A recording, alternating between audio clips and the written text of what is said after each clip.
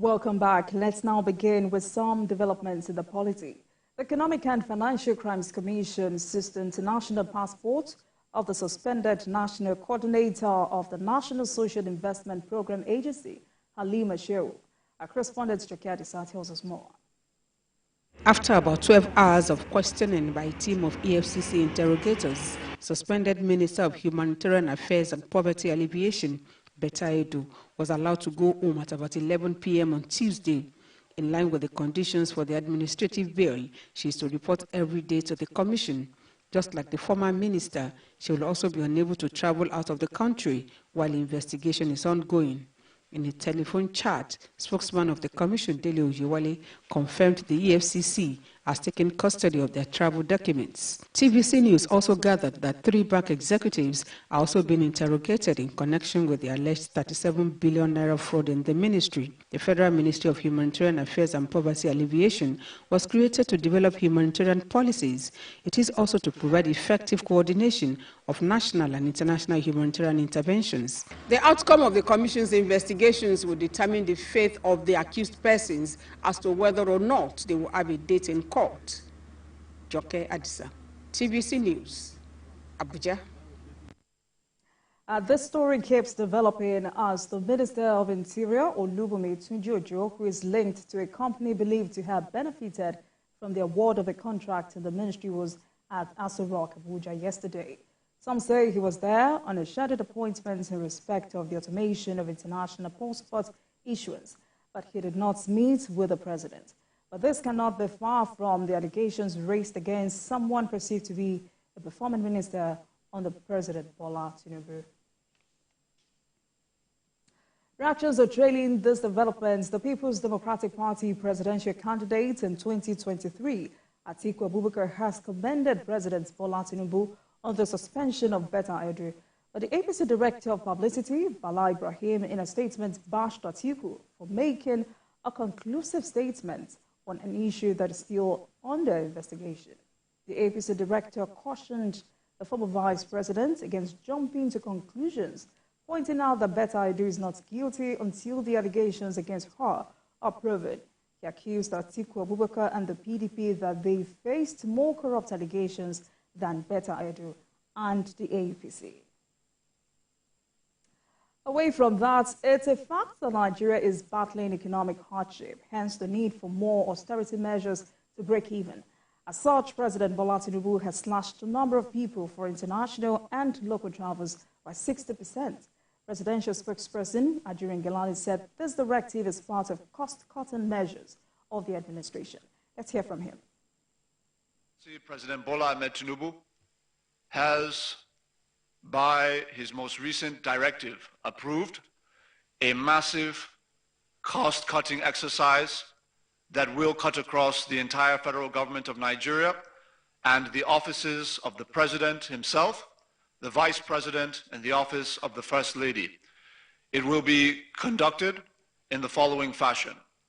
1, the official trips that will be undertaken within the country, that is, when Mr. President or the Vice President travels to any state within the country, the massive bills that accrued due to allowances and ESTA code for security detail coming from Abuja, going and traveling into those states, will be massively cut due to the directive of the President that the security outfits within states, whether it be police, DSS, or branches of the military, will frontline his protective detail when he travels to those states.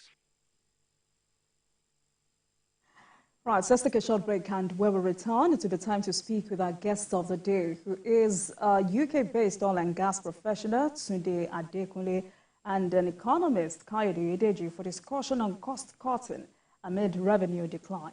Please stay with Politics Tonight.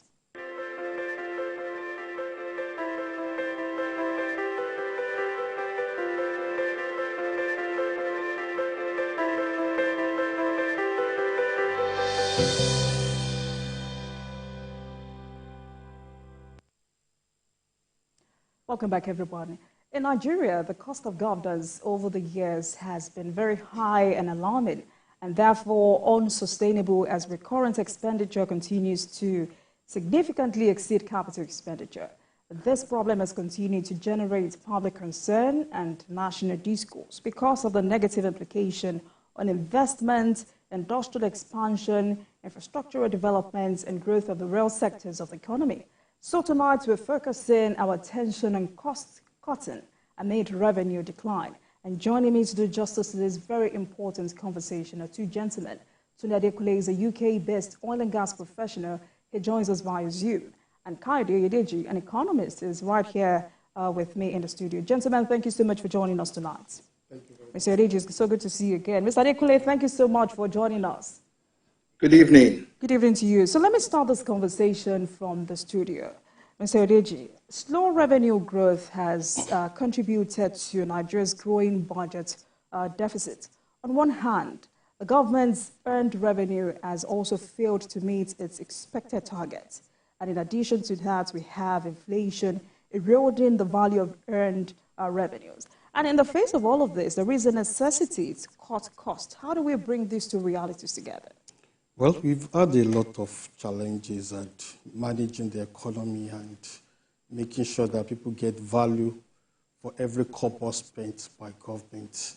But the more we have tried in the past, the less results we got as a country. So the more you try, the less the results you get. That's been the trend at federal, state, and local governments. The essence of government is to make sure that people get basic necessities of life. People get opportunities to do whatever they decide to do, be productive, and good living, and all sorts. And that can only be guaranteed when every kobo spent delivers maximum value for the greater majority of the people.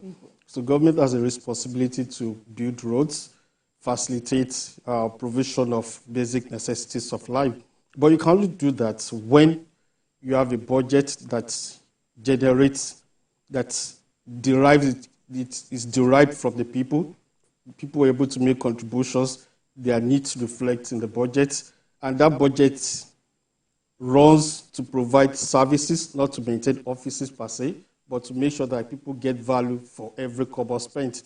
In Nigeria, for instance, we've had at the point we have about 75% of the budget dedicated to current expenditure, and only 25%. The dilemma of this is that even the 25%, I'm talking about the past, not the current budget, is that out of that 25%, a lot still goes into corruption, into inflated budgets, into all kinds of things that would not impact positively on the lives of people. The current budget has about 10 trillion naira out of the 27 trillion naira for budget for capital expenditure. So we hope that will change slightly. But that's on the face value. There's more to it. The problem which we have in Nigeria is that government is self-seeking instead of seeking the interest of the people, not the federal government alone. So budget is created to first take care of people in government. Who are the people in government? We're talking about the civil service that creates this bureaucracy. Then we are talking about the political system that monitors the governance at the 3 tiers of government and the different levels of government. So we discovered, or it has been the trend, that money that should go into developing the economy, helping an average Nigerian, the citizens to develop themselves, we spend much of that on taking care of government itself, then awarding bogus contracts that have very little link, very little impact on the lives of the people. So there is need for a restructuring of the budget, a restructuring of our public finance. All kinds of reforms must come in. We must begin to look at every kobo spent. Does it serve the purpose of maintaining an office? Or does that kobo that will be spent this year, for instance, will it serve the welfare, will it lead to improvement in the welfare of the people? So we have a lot of agencies created. We have a lot of overlapping agencies, A, B, C, doing virtually the same thing. We have 3 agencies that can be combined together, operate under a roof, operate under a small structure, and still provide the same service. I'll give you an instance. In the Ministry of Education, for instance, we have about 3 agencies regulating and monitoring tertiary education in Nigeria. We have the the Nigerian University Commission, you have NAPTEC, you have one for Polytechnic and co. Why can't you come together, put everything under a tertiary education board, and you have a division for each of them? Each of these agencies have huge overheads. They have a DG, they have a chairman, they have a board. These people suck the bulk of the money allocated to them. And these people also come together to look at how to make money from other dubious means, like what we've seen recently. So instead of having 3 or 4 agencies doing almost the same thing, each of the DG will have one SUV big enough to cater for the entire agency. You know, you have to look at it. That's from the top down to the bottom.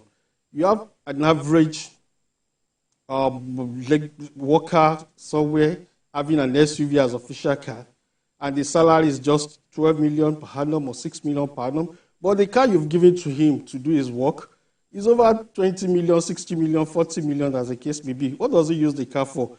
To take care of himself? So we need to now look at the budget one by one. Each budget aids, what purpose do they serve? Look at every agency, what purpose do they serve? Then we begin to look at how to match them.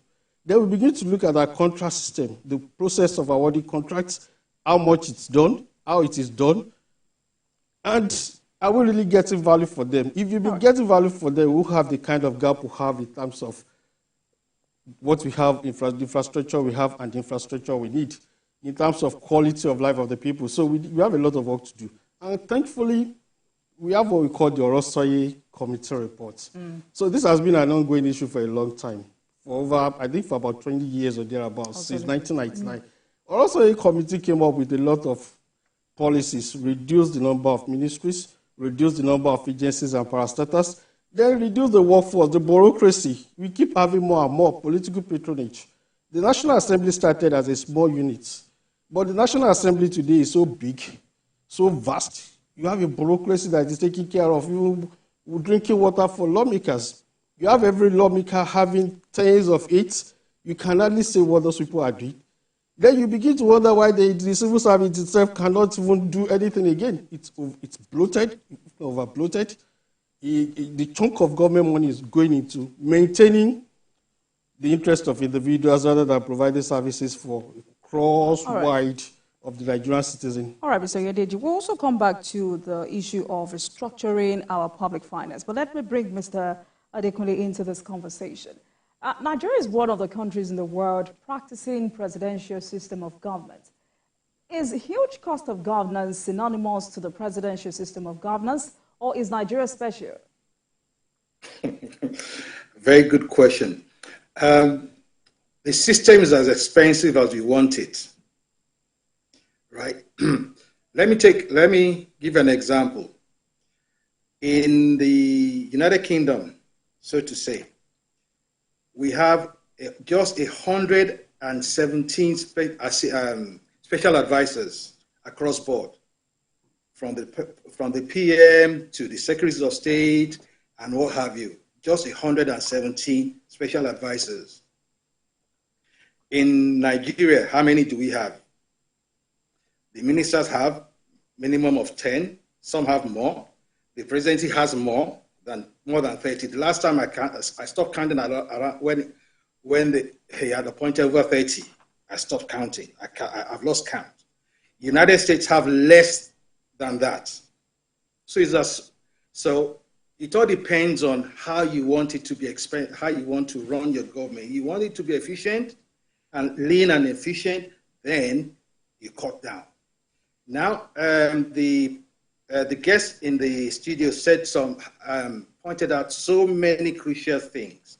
Yes, the president did something yesterday by cutting his travel expenses, which is a very, very good step in the right direction, but he could still go a step further, even on that travel expenses.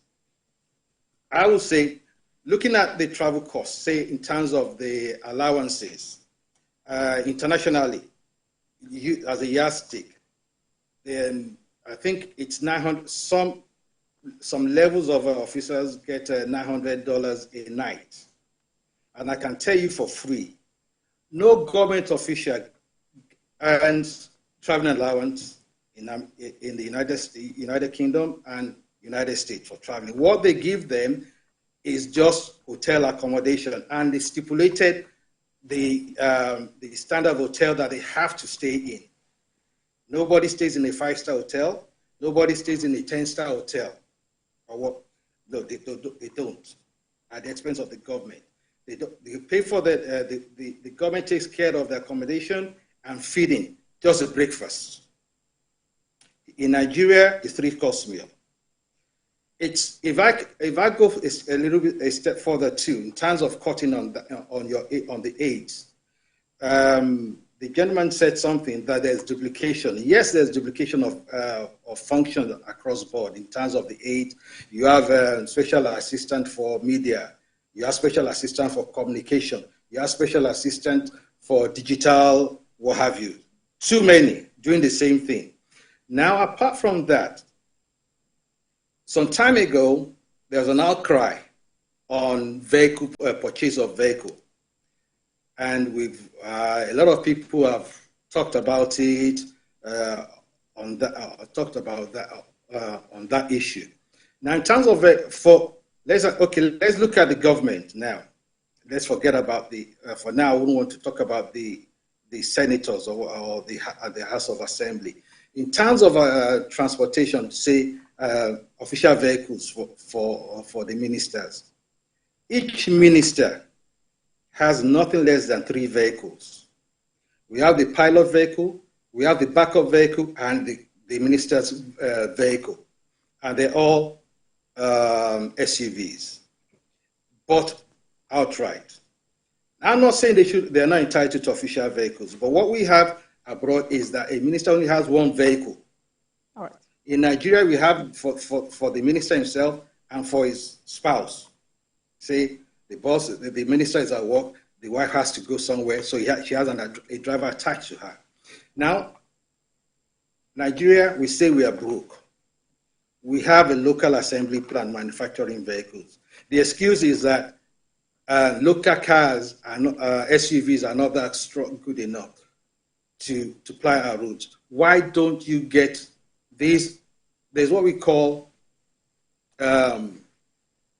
I forgot. So, Mr. Adekule, design. Yes. Mr. Adekule, so do you agree that the juicy nature of governance is one of the key attractions to politics in Nigeria? Of course it is. Now you said you asked one question. Let me just say something quickly. You see, politics, service, once you have to, it's here, it's not attractive. It's not attractive. Nobody goes into government to enrich himself because there's nothing to enrich yourself with. So you go there to serve. The minister or the secretary of state, we call them secretaries or MPs. We all live together in the same neighborhood. There's no difference. So they're one of us. That is why they're approachable. But in Nigeria, you have what we call the government reserved area for them. They don't live among the people. There's nothing like that. Nobody lives at the expense of the. I call it. I used to say something. We live in a society. Government officials live the life of an expatriate, and I tell you what that means. You see, when the colonial masters came to Nigeria, they were expatriates, and for an expatriate to be comfortable out of his domain, they make the life they're living more comfortable to attract them to come and work in a hostile environment. That is what an expatriate. That's what expatriate means. You're a foreigner living in a foreign country, and they have to make your life more comfortable for you than where you work, where you're coming from. So if your life is if you come into Nigeria now as an expatriate and you're not comfortable, you want to come. So you have to make your life comfortable. But then the system could absorb it because there are not many. But when they left, we continued living that lifestyle. The GRA was brought into the system by them. In UK, there's nothing like a GRA. In Germany, there's nothing like government reserved area. In America, there's nothing like a government reserved area. It is something they brought that we imbibed, and we expanded on it. All right. Yeah.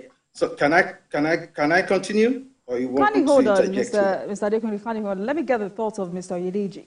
So what can be done to reduce this juicy nature of governance in Nigeria? Governance should be about service, really.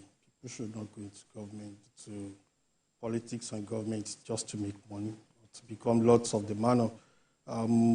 People are moving from the private sector now to the public sector because they find the public sector more conducive for wealth acquisition and accumulation. And if you can't make so much money in the private sector, you'll be able to get to the public sector, you become much, much richer than you've ever been.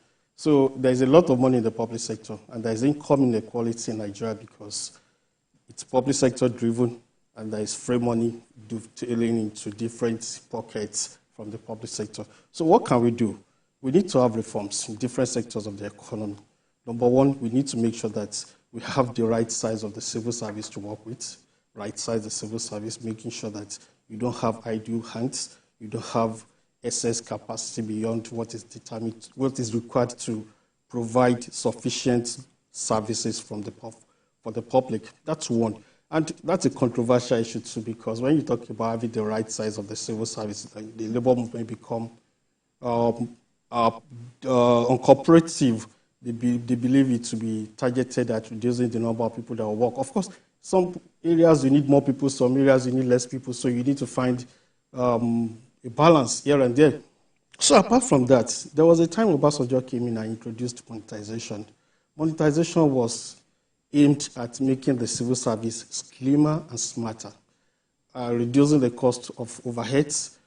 He was able to dispose a lot of properties. Before then, 1004, for instance, was a federal government asset, property, estate, and every day they have to change those, they have to do bill of quantity, spend a lot of money, running into millions of naira every year to maintain.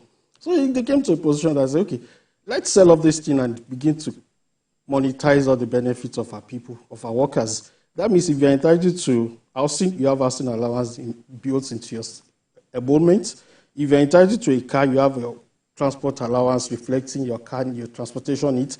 If you need a driver, everything is packaged into your emolument. So government doesn't need to buy for you a car of 60 million naira to move from point A to point B. Everything is already built into your salaries and wages. So that would have helped government to reduce cost of running government considerably. Unfortunately, President Yar'Adua came in and reversed that policy. Drivers that had been laid off were brought in. Then some people had even bought their houses, started getting another one. It's a major disaster and a major setback to the economy. What's the essence of monetization? If you're a professor, for instance, in a university, where you need to walk from your quarters to your office or drive a motorcycle or bicycle as may be convenient for you, there's no justification for you to have an SUV that will carry you from that point to the, from one point to the other within the university system. And it applies to every area of the civil service. So when you don't have a big car, your movement is 8 million per annum or 12 million per annum, you have a car of 60 million naira because of what you think your status has become within the system, we keep wasting money. And in the process, all the money for that particular area is wasted on the offices there, nothing left for services, nothing left for infrastructure. So we need to go up, downsize the right size, not necessarily downsize. Some areas you need more, some areas you need less. Right size the civil service, then monetize people's benefits. Right. No wastage should be tolerated on overheads and all that. Then you come to the public sector, to the political system. This is where we have the main gamut of, apart from the number of people that will not be needed, we focus too much on the federal government. You'll be surprised that even at the local government, you have PA to the chairman, then you have PA to the PA, then you have office of the wife of the chairman, then you have PA to madam, PA to this and that. The abuse is too much. No country survives on it. The other guest has been talking about the UK. In the city of Portsmouth, for instance, that's the only place you have, the only man that will be driven by a driver, chauffeur driven, probably be the mayor of that city. That government would engage to drive anybody.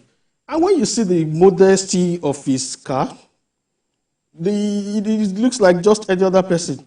When Boris Johnson became the prime minister in the UK, they told him to bring his furniture because his predecessor went away with the furniture on number 10.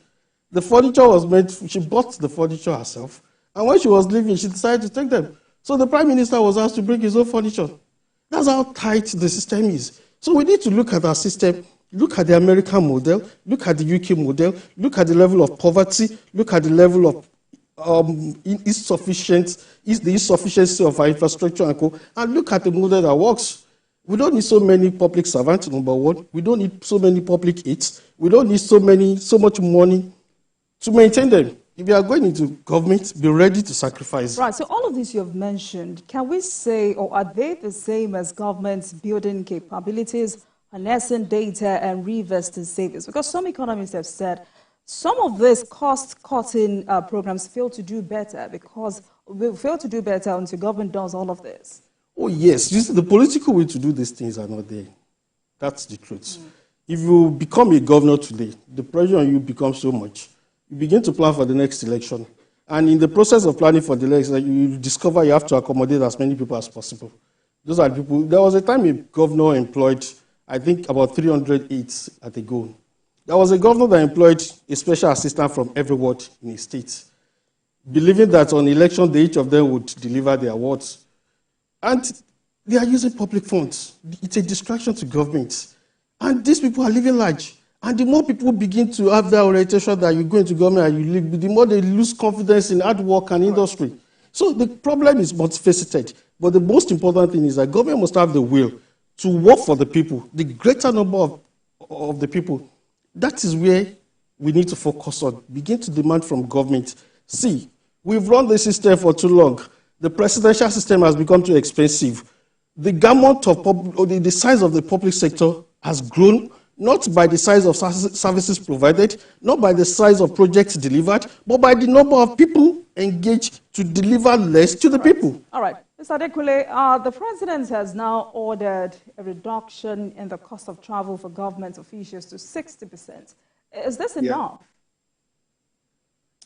I wouldn't say it's enough. Neither I would say it's not enough.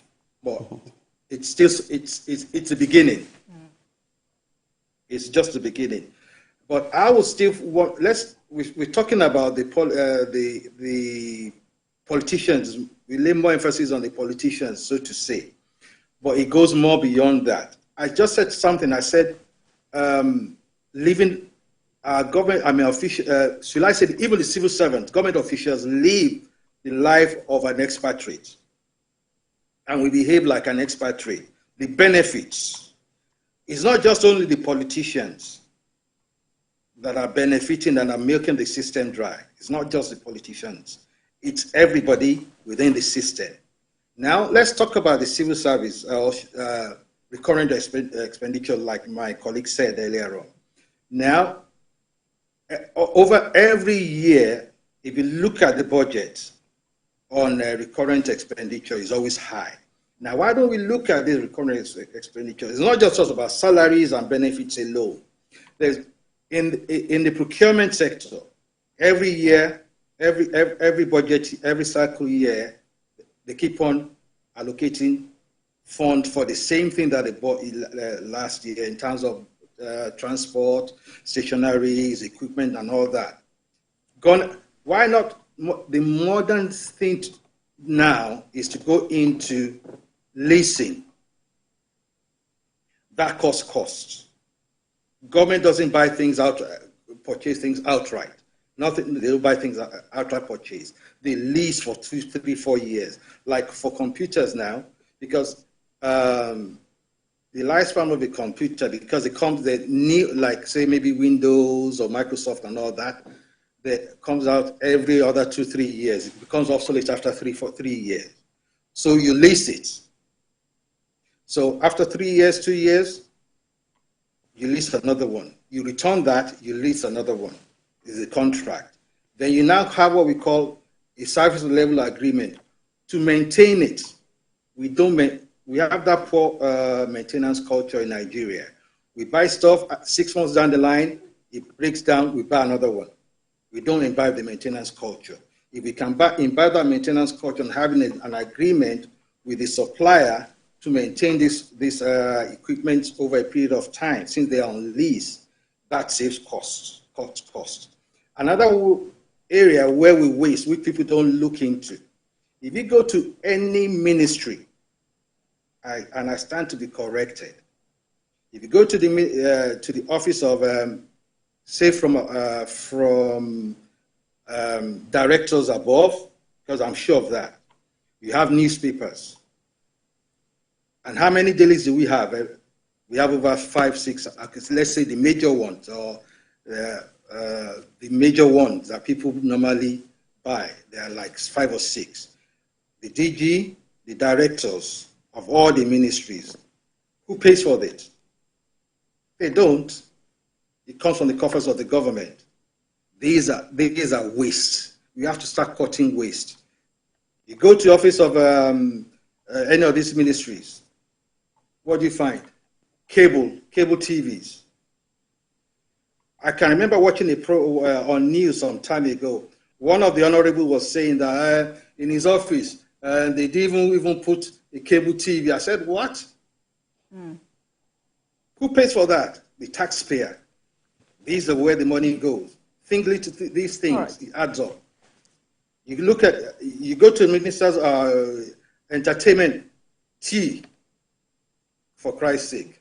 Nobody gives you tea here, even in cold. You want tea, you buy your tea. But the state gives us tea. I mean, the gas, so to say. And that's money. I remember in 79, I still remember what our Lord said when he was talking about free education and all that. I was going to ask him, where's the money going to come from? He said the first thing was going to cut if he became president was this waste in governance. And he mentioned this thing that I just said just now. All right, these two Mr. things. Adekule. All right. Yes. All right, quickly before we go on break, like I asked him, is the 60% slash, is this enough? And do you think the government officials who may have been affected by this directive will adhere? Well, I think this week has been President Tinubu's best week in government because he's beginning to look at the core of the reforms that we need. And I think in the coming weeks, he'll be able to build on what he has started. He's beginning to look at how do we bring down the cost of governance. And he's looking at the privileges first. Why do you need to be at point A and for what? But we would need a lot more to go into it. We need a lot of reforms. Like I was saying earlier, we need to do right-size the civil service. We need to monetize people's emolument and stop wasting money on overheads that can be avoided. We need to outsource a lot of activities to the private sector by way of privatization and making sure that we take as much as possible from the public sector to the private sector, where we have higher level of efficiency and co. Then in addition to that, really, we would begin to look at a report like the Orosoye report, for instance. I will give you an instance. Why do we have TED fund planting projects all over high institutions in Nigeria? You have TED fund. What is TED fund? TED fund, as far as I'm concerned, is a contract awarding agency. Why do you need that? If you need the investors to do anything, let them determine their priorities. Let the money be disbursed to them directly from government. Why do you need an intermediary that will be the lot? Begin to award all kinds of contracts. And these people just plant all kinds of mushroom projects all over the places. Some of them are even below in the architectural disasters. If you go to the state level, for instance, they have what we call SUPEB. SUPEB was an initiative to revamp primary and secondary education. Absolutely. But you see the kind of projects they are dumping on all these villages and towns, mushroom classrooms, older than classrooms built 70 years ago, looking older than them, obviously inferior to them in terms of architecture and quality of service of products used. You just discover that we have a big problem in Nigeria. We have to change that culture that government money must be spent anyhow. So government must begin to look at how to change that dimension, how to change that orientation. Then look at all these services, all these intermediary agencies and put them off your books. Why do you need NITIDA planting projects in institutions? What's their business with institutions? Institutions, you can donate. Of course, you can donate to them. You can, but when it's coming constantly from government, it's an aberration. You need to let these institutions determine their priorities, find a way to put the money into their account directly, and create a system by which you manage, you make sure that they don't divert the money. And the system is beginning to emerge with what we saw this week with the humanitarian stuff. EFCC is beginning to say, no, let's look at your books. So you need that vibrant system Put those structures in place. Let the governing council be made of people of knowledge and character. Then disburse their money. Council PTDF. What's PTDF doing? What is NITDA doing? What's their involvement? Why do you have an agency supervising university, another agency supervising polytechnics? All right. Nigeria is too poor for the kind of structure we are running. We cannot develop those structures. Look at those agencies one by one, eliminate some, merge some, then try to make the remaining ones slim and smart. Fantastic. Gentlemen, let's take a break. I've been speaking with a UK-based oil and gas professional, Tunde Adekunle, and in the studio with me is an economist, Kayode Deji. We'll take a break now, and we'll be right back. Please stay with us.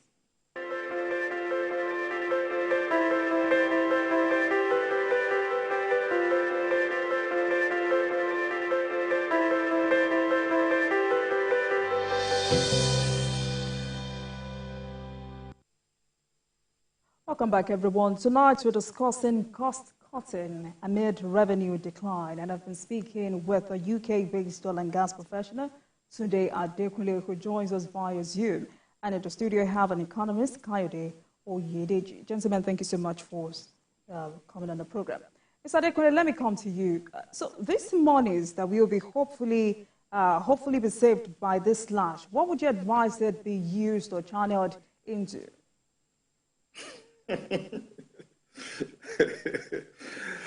Wow, so many things. So many things. Too numerous to mention. It all depends. But first and foremost, the health sector. It's health. Health is important. Agric as well.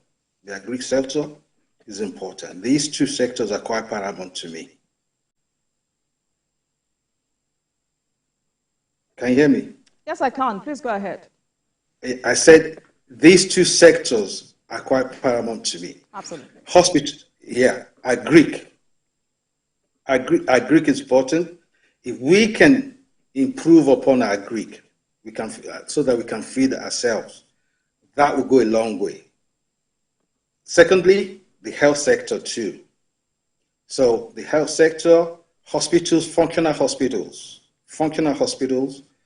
We have, how many teaching hospitals we have? Say, in each senatorial zone, say 6 zones, so to say, that we have, like what we have here, not every hospital has everything, but every hospital is noted for something. You understand? Because medicine is very expensive. So if we have like a state-of-the-art hospital for, say, let's say, Ops and Gynae in the south, and we have another one which is very good for orthopedic surgery. Yes, they will have orthopedics in the one that is good for O&G, but then you have one which has more equipment, which is more equipped, so that when there is a need for a more advanced intervention, they could as well go to the next one. They could as well refer to the other hospital, which is much more equipped than they are, where they have all the specialties. And we have what we have, and the primary healthcare system unit, which is first point of call too, which I believe they can, which these funds could be channeled to, because that will stop medical tourism. A lot of, God knows how much you spend on foreign travels or on medical travels every year in Nigeria. But if we can have good hospitals, at least if we can have these good and functional hospitals, then that will save us a lot of foreign exchange in terms of travel and paying, because it's quite expensive. Medicine is, healthcare delivery is expensive abroad. Minimum, you go, consultation alone here. I'm not talking about procedure. I'm just talking about to see a consultant. You pay as much as £250 for 30 minutes consultation. So it's expensive. And if you're having a procedure, say you're just coming in to deliver, put to bed, even those who are living here find it a little bit difficult paying privately. You pay as much as £10,000. And if you convert that to Naira, you know how much that is. right. How much you'll be saving on that. So if we can do that, we'll be saving a lot. All right. Then I mentioned something about when we were talking about SUVs and stuff like that. We are buying for importing vehicles, these SUVs. We are developing the Japanese economy. Nigeria is the largest market for this type of cars, and they make their money from Nigeria. Let me tell you something for free. In Germany, the chancellor doesn't drive a BM. They don't even drive a Mercedes. You know why? Because it's an expensive car. So they don't drive it. The government does not buy it. No government vehicle is a Mercedes, yet it is manufactured in Germany. What do? They buy the lesser, cheaper car. All right, then. But we buy the most expensive cars. We have some motors. If we want a durable vehicle, we can as well give a design to Innoson to manufacture one. We don't need to buy an SUV. All right. Innoson buys. Mr. Dekule. All right. Yes. So, Mr. Ediji, he just talked about investing in the agricultural sector, and for as long as I can remember, the agricultural sector has been considered as one of the many options to generating revenue in this country. And just in October last year, the Accountant General of the Federation says the nation's non-oil revenue has tremendously improved, which means we can do better. Well, before we go into that, I would like to make a point. When we say cost of running government and all kinds, it's not just about the civil service, the political system. Another key area where we need to focus on is the cost of doing government projects. If you're able to reduce overheads and payrolls and all this stuff, maybe you have about 5 or 10% gain savings from all that. But the main area is where you put the kind of projects you undertake for government, which we call contracts Nigeria, and the cost of those projects. Those projects come at very ridiculous rates, very expensive projects, and I don't want to say that they are a major source of corruption, major conduit pipe to take money out of government, out of the economy. So we need to review the process. There was something President Obasanjo did. Unfortunately, I have to make reference to him because he did a lot of reforms without focusing on the infrastructure. And that turned out to be a problem too. He created a due process of office, which later became Bureau of Public Procurement. We need to look at that office. That office cannot be a lame duck office like every civil service system within the economy. You need to develop that office into a very aggressive and skilled area whereby you can use to trim government contracts to size to reflect actual cost and become globally competitive. If you're unable to do that, we are not going anywhere. That means you need a personality like Dora, somebody who's very aggressive, like the current Minister of Interior and co. Somebody who can get results, can squeeze out water from the stone. Streamlining every contract, they still do it, but everybody does.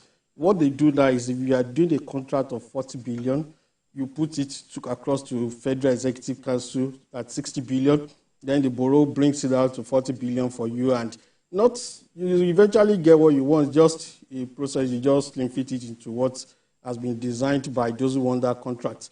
We need something more aggressive than that. We need to make sure that the cost of big government contracts comes down considerably. It is then we can begin to talk about agriculture, which you have mentioned. If you're able to do that one, we'll have more than enough to reinvent the economy. We'll have more than enough to mechanize our agricultural system, which is key. So as long as you have these offices and you have these bogus contracts in our budget, we will never have enough to develop agriculture. We'll never have enough to develop healthcare. We'll never have enough. You can imagine to develop education. You can imagine there are universities in Nigeria where students don't have one bus, but they have status cars for all kinds of cadres of university employees, status cars.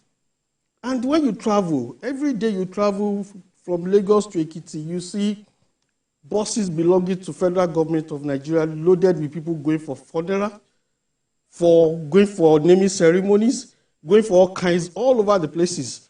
Who bears the cost? Taxpayers. That money would have gone into building roads. Right. So speaking of traveling, I mean, one of the travels embarked by the president that sparked this call for reduction was a trip to COP28 in Dubai. Now, by this new order, can we still achieve optimum results of such meetings without necessarily going with a large delegation? What the presidency explained what happened at COP. Different interests were there independent of governments. They were there on their own, on the strength of the invitation extended to them, and not necessarily that government funded all of Nigerian representatives. But even at that, there is still need for us to cut down further. That's why I said this, to me, the best week for the president. He has realized that he must have a legacy. He would have to do a lot of things differently, and he's slim-fitting his own government. You know, that consciousness that things are beginning to change is a notice to everybody working with him. The sound of the drum has changed. The dance steps too must change. So I think everybody would take a clue from what has happened, and that will reflect in what will happen going forward. I think your concern should be, would the state government, with the level of independence they have, would the subnationals buy into these good ideas? Every day, So how does government or the federal government ensure that subnationals buy into? That is where the problem is. If you see the number of governors that have traveled out of Nigeria this year or last year, 2023, and you see the quantity of foreign investment attracted to these states, you feel there should be a way for these governors to be accountable to the people. What do I mean? In the third quarter of last year, for instance, only 3 states got investment inflow into their states. I think Lagos, Ogun, and one other state. 3 states. Others just went on Jamboree. Some of them went to watch Premiership. Some of them just travel as if they've resolved all the problems at home. The level of poverty requires concerted dedication from everybody. Don't pretend about it. Don't give the impression that you've done your best and people are still clamoring for more. The level which we have now requires that everybody will put aside his or her own selfish interests and begins to plot and plan and strategize on how to make sure that everybody gets value. See, we're in a difficult situation in Nigeria because government has taken our money through fuel subsidy removal, which is fair, which is inevitable, which is commendable. But that money must find a cycle to get back to the people. The only way that can get back to the people is to make sure that services are provided and the money is channeled back into people's pockets. People can do more, people can earn more, and people can begin to adjust gradually till they get to a level better than what they were before subsidy was removed. All right, Mr. Dekule, before we go tonight, how does the federal government ensure that subnationals buy into this? Well, moral persuasion. First of all, APC, the government of the day is APC, right? At the federal level, we have APC. So I'll assume, I should assume that it should be assumed that the APC as a party would follow suit, all APC states.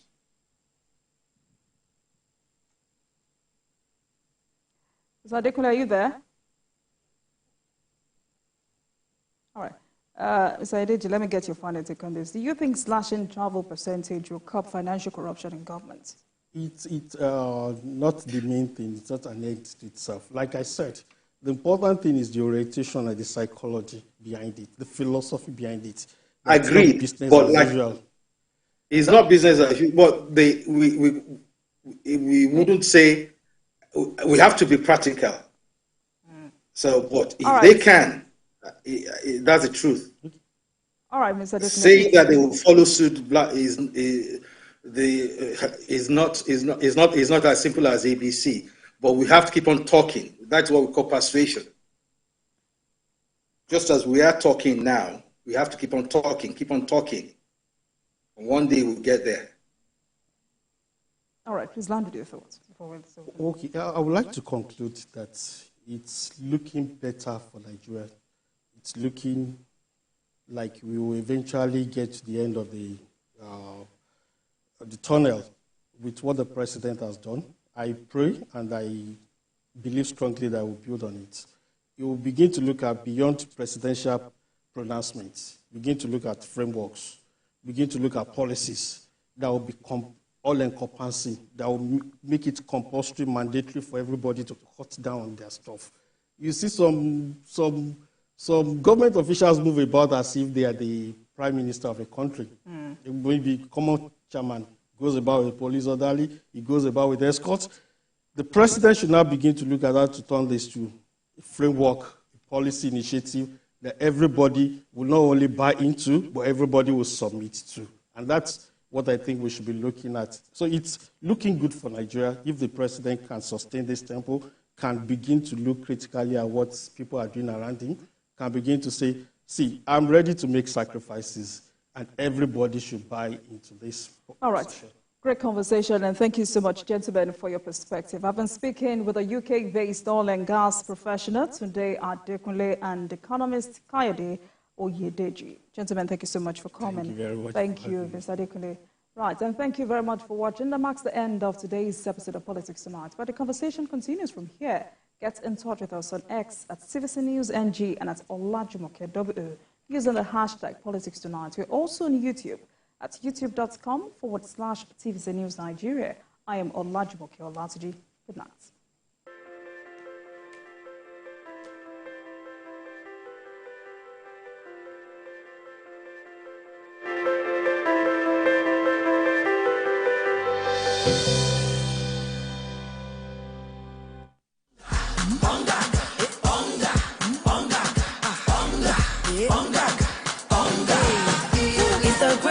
For me, hunger makes your cooking fun.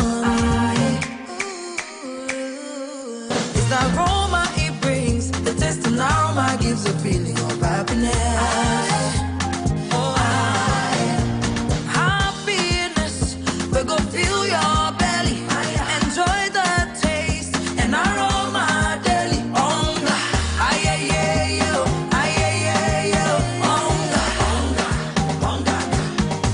Try the improved Onga Chicken Cube for great chicken taste and aroma. Doubt and fear doesn't occur at the canvas, it shows in the canvas. It shows the conation of raw earthen material slabbed, stroked and molded at a pace provided by the doubt and fear.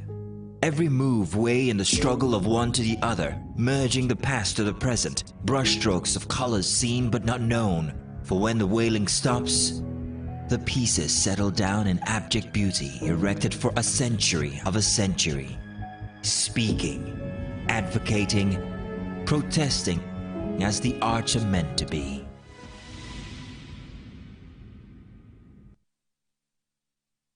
Experience information and entertainment like never before as TVC Breakfast takes your weekends to a whole new level.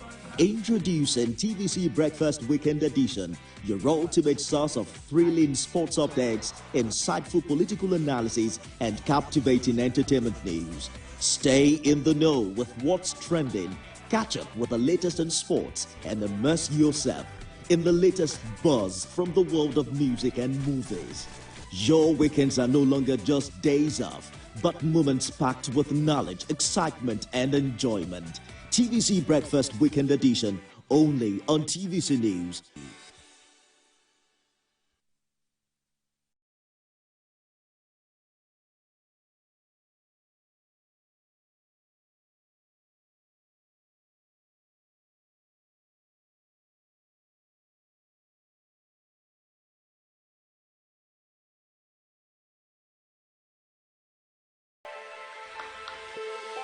Every weekday on Business Nigeria, we uncover the secrets of the financial world, breaking down intricate economic and financial matters. We analyze the stock market, shares, bonds, and the thrilling world of cryptocurrencies. We unveil and analyze complex policies of the CBN and other government parastatals as they affect your everyday life, keeping you a step ahead every time.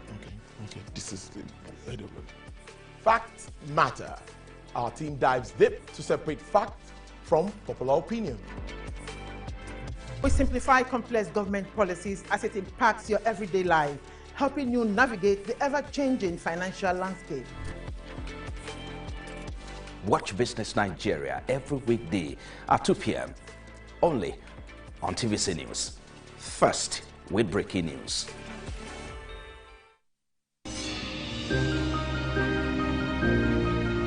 Sometimes it's the story that calls.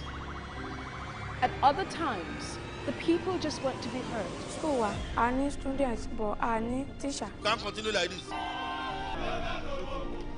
Their voices re-echoing through time itself. We haven't done anything. If the tide is high, everybody run for safety. Their tears leave a sweet, sour taste for all. Their demands, a familiar call beckoning for change. In our world, no one expects a disaster to happen. But when it does, we'll be there to x-ray all sides, from the east to the west, north and south. Community Forum will examine the oddities and challenges to economic development, as well as issues yearning for government intervention. Watch fresh episodes of Community Forum on Sundays by 9:30 p.m. only on TVC News.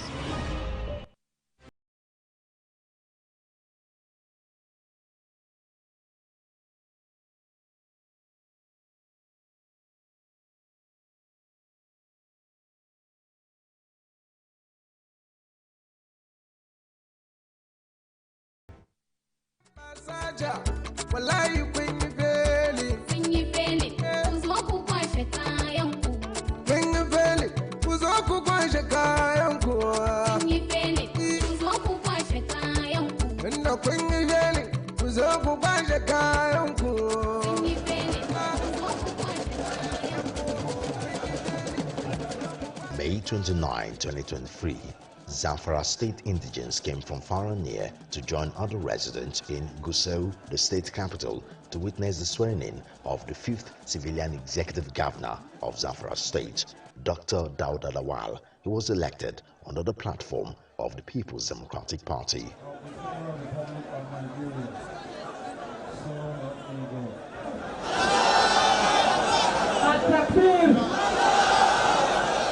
Speaking after the swearing-in ceremony, he made bold his mission to have a purposeful leadership built in honesty and transparency with topmost accountability by running an all-inclusive and result-oriented government.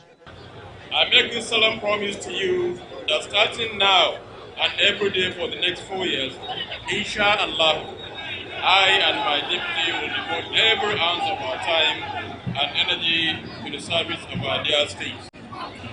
I stand here to assure you that I'm the governor for all the people of Zamfara State. I am prepared to provide the needed purposeful leadership, take tough decisions, and make all necessary sacrifices to better the lot of our people. I assure and give all unnecessary commitment that the government I will lead will be honest, transparent, accountable, inclusive, and result-oriented. We have placed emphasis on 6 principles as core in our drive to rescue Zamfara State, namely